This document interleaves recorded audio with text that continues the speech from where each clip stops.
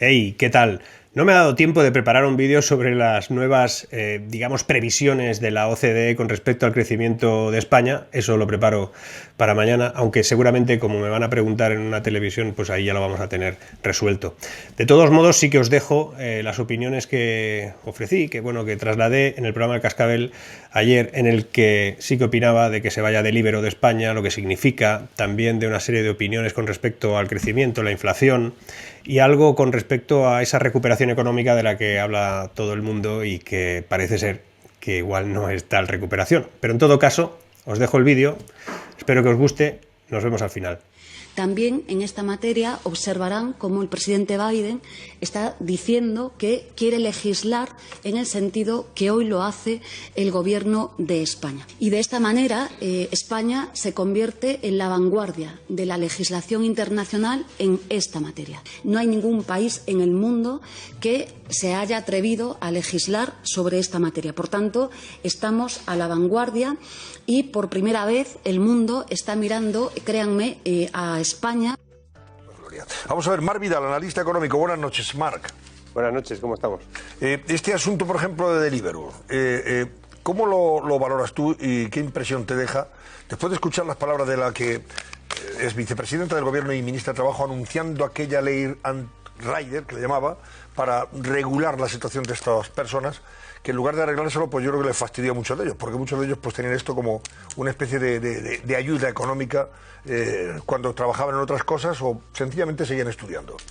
Lo primero es que espero que no nos estén mirando en todo el mundo, que no se hayan puesto los ojos en lo que hemos hecho, porque evidentemente ha sido un fiasco, ¿no? Y es tremendamente evidente que había cosas que seguramente se podían regular, que se podían legislar, pero la ley Rider en sí, lo que al final se acaba de ver es que no es capaz de darle respuesta a una nueva fórmula económica que, evidentemente se tiene que ajustar y se tienen que ir viendo cómo las plataformas ajustan a sus trabajadores o les convierten o no en autónomos o son trabajadores al final por cuenta de la empresa. Pero en realidad, si vamos incorporando medidas, como en este caso, que van fundamentalmente siempre en contra de la empresa, que parece que es la dinámica que tiene este gobierno, de complicarlo todo y en momentos en los que además las empresas lo que están intentando es recuperar clientes en lugar de tener que buscar otras fórmulas, pues si tú les pones trabas, pues al final se van. Y en este caso es una empresa internacional que, como no le iba tampoco demasiado bien, pues dice, oye, más inconveniente, sabes que te digo que me voy. Mar, ahora tenemos el problema de la inflación, que para algunos, la propia ministra hoy decía, la señora Díaz decía, no, esto es una cosa coyuntural. Otros piensan que es un poquito menos coyuntural de lo que ella cree, hasta el extremo de que podemos irnos al verano que viene para saber si los precios se moderan y realmente entramos en una situación de más normalidad.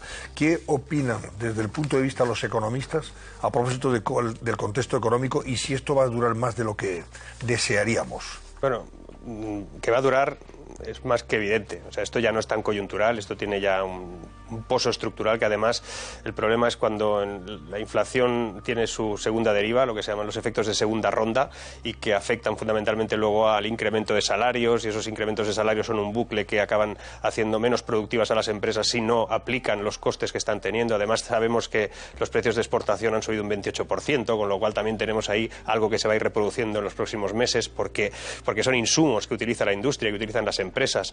Además hay un hecho puntual, concreto, muy curioso, y es que el Banco Central Europeo habla de que esto es coyuntural, que no nos preocupemos, pero todos sus trabajadores piden un aumento en estos momentos salarial por el valor de lo que está el IPC en estos momentos en Europa. Es decir, sus trabajadores ya ni ellos se creen al propio Banco Central Europeo, con lo cual la cosa seguramente es más dramática de lo que creemos. El problema de la inflación en estos momentos ya a ese nivel, y por eso hay un discurso que nos dice que no es tan estructural y que esto pasará, es porque están atrapados. El Banco Central Europeo está atrapado, no tiene mecanismos en estos momentos para evitarlo, porque si suben los tipos de interés, si retiran las ayudas o los estímulos, si no se compra deuda, si todo eso no se hace para que de alguna manera, y subiendo los tipos de interés, por ejemplo, de esa manera bajaría esa inflación, ese IPC, el problema es que seguramente te cargas la recuperación si es que la hay. Es decir, están atrapados porque si mantienen los tipos, la inflación subirá.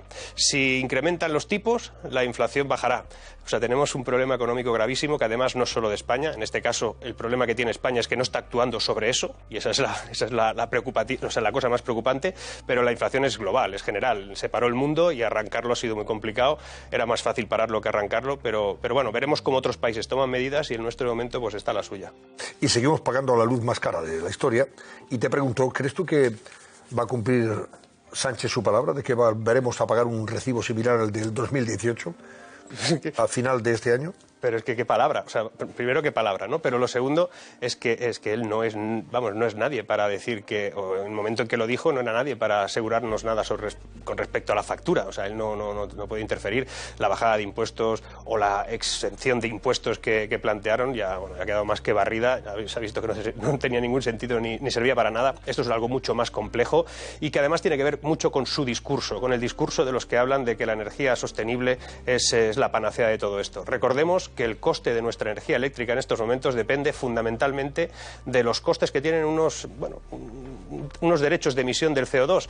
Como no llegamos a tener suficiente energía sostenible para cubrir la demanda, pues vamos al gas. Como vamos al gas, y el gas necesita unos derechos de emisión que se subastan cada día porque la Comisión Europea es incapaz de poner más derechos, porque dice que si pone más derechos de emisión se va a contaminar más, pues deja muy poquitos, se subastan, los brokers los compran, los venden y finalmente las empresas que emiten esa electricidad a partir del gas son los que compran esos derechos. Cada vez son más caros. Entonces, ese discurso de lo verde, de lo sostenible, sin estar preparados para eso, y España ahora mismo demuestra que no está preparado para eso, nos va a salir muy caro, carísimo. Bueno, y luego está el tema de la inversión extranjera. Antes comentábamos algunas de las cuestiones que probablemente estén frenando esa inversión. La inseguridad jurídica en algunos casos, la ley sobre vivienda, etcétera, etcétera.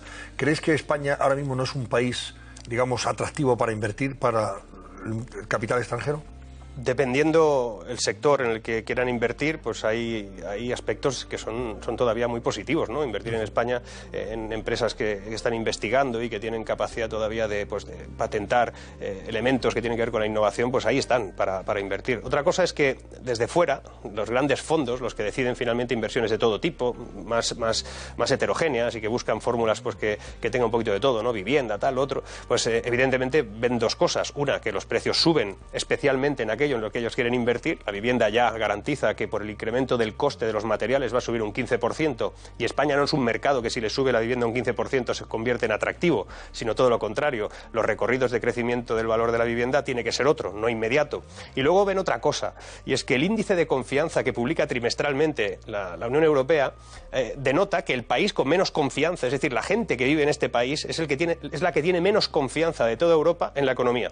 Entonces, claro, si tú eres un inversor extranjero y dices voy a invertir en ese país en que ni los de allí confían, pues la cosa se complica. Es decir, que el gobierno puede hablar de recuperación, que puede hablar de que estamos saliendo en una V rara, pero estamos saliendo, y que todo esto va inmejorablemente bien y que estas navidades van a ser geniales, cuando realmente la gente está retrayendo su ahorro, está buscando fórmulas para no gastar porque no se fía de lo que viene, y evidentemente eso se traslada en la confianza, en ese índice de confianza de la economía española, que los inversores europeos, internacionales, dicen, pues si no confiáis vosotros, ¿para qué voy a invertir yo? Mar, aquí lo hemos tenido, nos han contado su experiencia amarga de tener que pagar ya por lo que producen. No es que ganen, no, es que les cuesta más producir un litro de leche o un kilo de pepinos, por ejemplo, que lo que les pagan a ellos, ¿eh? Que es algo sorprendente y realmente llamativo. No se ha estimulado en este país, ni los que hay ahora ni los que estuvieron. Nunca se ha estimulado la modernización de la agricultura, nunca se ha estimulado que nuestra agricultura fuese competitiva desde un punto de vista agrotec, o sea, tecnológicamente agrícola. Hay países en Europa con sueldos mucho más altos que los nuestros de media, con costes en todos los sentidos más altos que el nuestro, y que tienen los tomates al precio de una cuarta parte de lo que valen los de Almería. Y estoy hablando de Holanda, por ejemplo, donde la automatización, la generación de empleo de calidad o de alto valor en el sector agrícola es inmenso, pero sin embargo los costes que tienen para producir son mucho menores que los que tenemos nosotros. Aquí no se ha hecho nada en ese sentido y ahora tenemos un drama, porque arrancar las cosas, como decía antes, tiene un coste mucho más importante y sofisticado que lo que era pararlo. Y ponerlo en marcha cuando precisamente muchos de esos agricultores o cualquiera de las empresas que ahora mismo están subiendo los precios de las cosas que venden, si tú les vas poniendo trabas, si les vas buscando el ombligo y buscar fórmulas cada vez más complejas para poder efectuar su trabajo, en un momento en el que está todo todo el mundo intentando recuperar sus clientes, porque estamos en fase de salida de una crisis, o por lo menos de fase de recuperación, pues no ayuda para nada. Y en este caso, al campo no se le está ayudando en nada, absolutamente.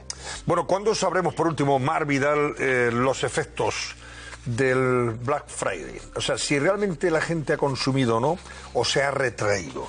Algo que se está viendo en los establecimientos de hostelería, ojo, no está ese nivel de compulsión consumista que se vio, por ejemplo, en septiembre, octubre y el principio de noviembre. Parece que llegó un momento en que, no sé si con el tiempo empezó a hacer más frío y tal, se cortó y ya no se ve esa va a haber dos versiones. Va a haber una del gobierno y de los acólitos que nos van a decir que ese crecimiento que todo aparentaba que íbamos a tener y esa recuperación tan rápida pues se detiene porque tenemos ahora un problema otra vez de restricciones y que incluso a veces parece que se sobreactúe en algún sentido porque eso ayuda a un discurso determinado, ¿no? De que no crecemos tanto porque no podemos crecer, porque hay una serie de limitaciones.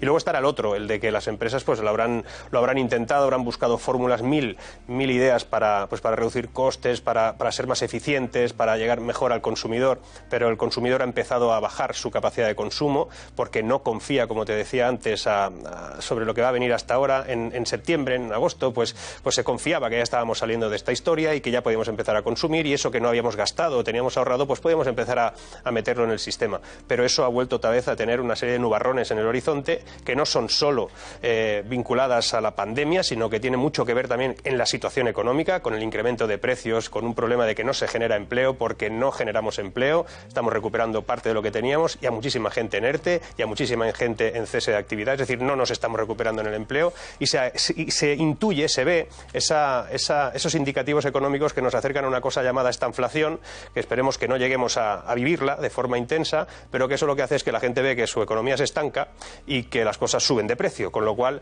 pues no es un buen escenario para aumentar el consumo. Si el Black Friday ha sido un éxito o no, yo creo sinceramente que mucho consumo sí habrá habido, pero seguramente a los precios incluso más bajos de lo que estaba previsto que tuvieran. Que eso también pasa en el turismo, habrá ocupación, pero con costes y con facturas mucho más bajas. Más bajas. Gracias, Marc Vidal, buenas noches. Buenas noches. Hasta siempre. A ver, venga. Bueno, espero que os haya gustado.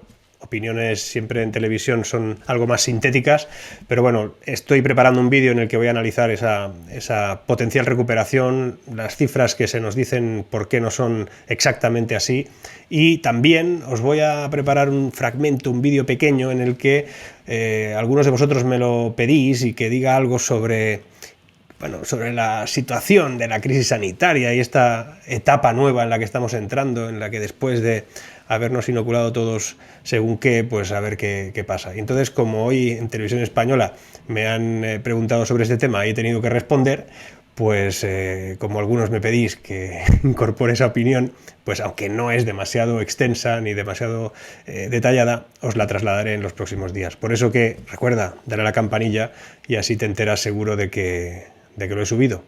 Hasta pronto.